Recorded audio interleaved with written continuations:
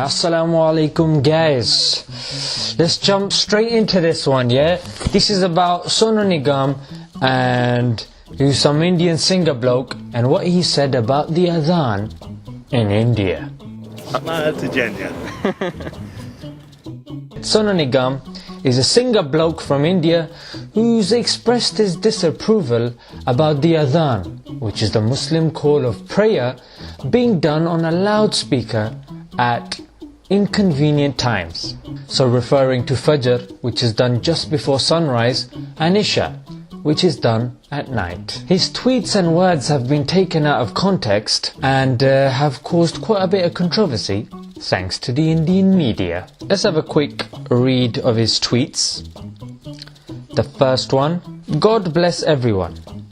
I'm not a Muslim and I have to be woken up by the Azaan in the morning. When will this forced religiousness end in India? Let's have a look at the second tweet. And by the way, Muhammad did not have electricity when he made Islam. Why do I have to have this cacophony after Edison? And the third tweet: I don't believe in any temple or gurudwara using electricity to wake up people who don't follow the religion. Why then? Honest? True? And the final tweet: Gundagari. Hey, bas. Gundagari means thuggery. So he's saying it is just thuggery. Right, so I took the time to actually watch the 21-minute press release. I know, I'm a bit crazy, you see. I like to hear both sides. First of all, let's tell you guys what the Azaan is. It's a heart-rendering call to prayer. It uses the human voice to remind fellow servants of their duty towards God. Resonating with spirituality, the melodious tone of the Azaan is part of the beautiful experience that psychologically prepares one for a pleasant encounter with the Almighty.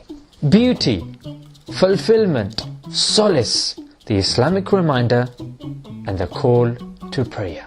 Now we know what the Azaan is, let's move on. If taken into context, SONU NIGAM only had one concern, but crowded around his choice of words and what people interpreted and his tone. Of course it got misconstrued, but he only had one: the use of the loudspeaker when Azaan is done at inconvenient times. Here's what people thought he said. He has a problem with all 5 Azaans being done loudly.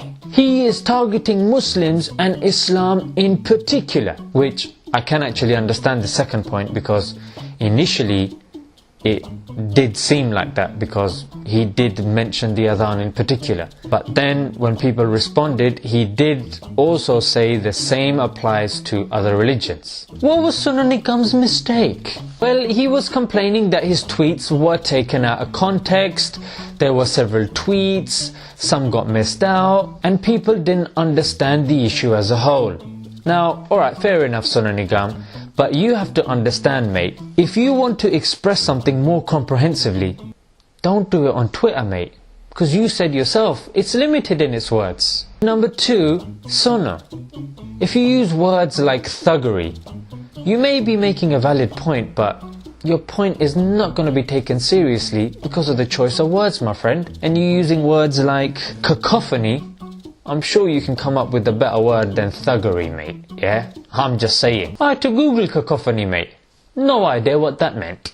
And Sonu, your third mistake was claiming that the Prophet Muhammad, peace be upon him, made Islam. He didn't make Islam. The maker of Islam is Allah. And some people confuse the Prophet as the founder of Islam. We don't believe he was the founder of Islam. The founder of Islam is Allah. Yeah, and Islam started with the first human being that was created, and that was Adam. Peace be upon him. Now, props to him. He did take the time to apologize and clarify his position, and he also showed his love to other Muslims in the industry, to which he is indebted to. He could have just been a moron and just said YOLO, but he didn't. Now, most importantly, what is the Islamic view on the Azaan? Now, unlike the media, I actually took the time to call up some scholars. Now all of them gave the same consistent response, which is, in a non-Muslim country, if giving Azaan for Fajr and Isha on the loudspeaker will disturb and harm the locals in any way, then it is discouraged. Now, what was the role of the Indian media in all this? Well, they took a fringe ruling from an unknown scholar who said that SONU has to shave off his head and should be made to walk the streets, which is clearly not an Islamic ruling. They took this and presented it as an official Islamic stance on this, which is absolutely ludicrous. Yeah, Muslims don't believe in this sort of stuff, mate. I mean, where is that written in the Quran or the Hadith, the prophetic sayings? Now, when stuff like this happens, there's two extremes. Yeah, you got the first type that say, look, I don't care about all this, mate. Yeah, doesn't really concern me. But the issue with that is, that allows the floodgates to be opened, and then worse stuff gets said and done.